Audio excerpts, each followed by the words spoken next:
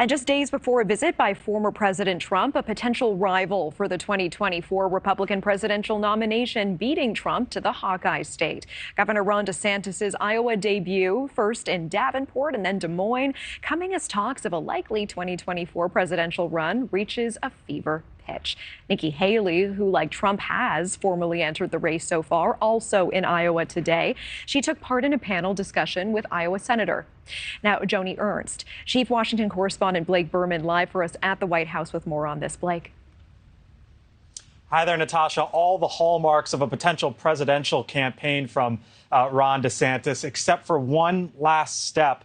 Of course, the official announcement from the Florida governor. Let us show you the most recent step. The governor from Florida in the state of Iowa today. They're technically to promote his new book, but this also serves as DeSantis' first appearance in the first state to vote in the GOP presidential contest just 11 months from now. And his first of two stops today, DeSantis spoke before a crowd of more than 1,000.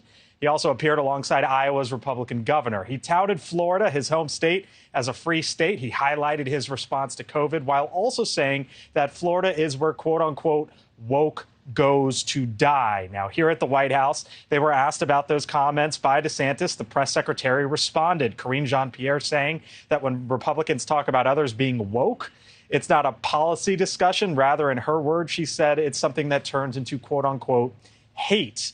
Now, DeSantis received standing ovations in Iowa today, and he's already well-liked by Republicans there.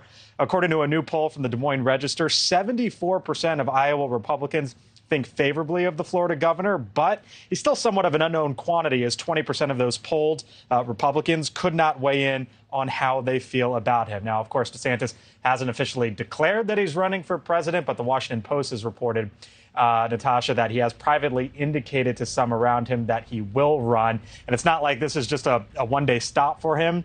Tomorrow, DeSantis heads to Nevada, of course, one of the other early voting states in the primary. And the reason why we talk about Ron DeSantis so much, he is seen, at least according to the polls right now, as the main challenger on the Republican side of things to the former president, Donald Trump.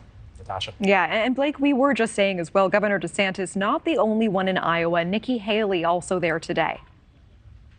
Yeah, that's right. Nikki Haley, the former UN ambassador in the Trump administration, the former governor of South Carolina as well, of course. She was in Iowa today, her second time since declaring her presidential candidacy. And when we talk about Donald Trump, he will be in the Hawkeye state as well a few days from now on Monday. And the former president did not hold back today when talking about Ron DeSantis' visit to that state. The former president, taking to Truth Social, and he described the Florida governor as, quote unquote, Ron DeSanctimonious, a name that he has been using recently. He also said that farmers in Iowa should tell DeSantis to go back home.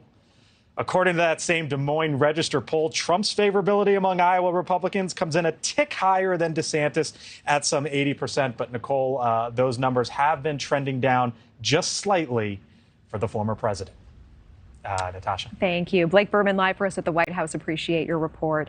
Thank you for watching. Go to newsnationnow.com to find NewsNation on your television provider. And don't forget to click the red subscribe button below to get more of NewsNation's fact-driven, unbiased coverage.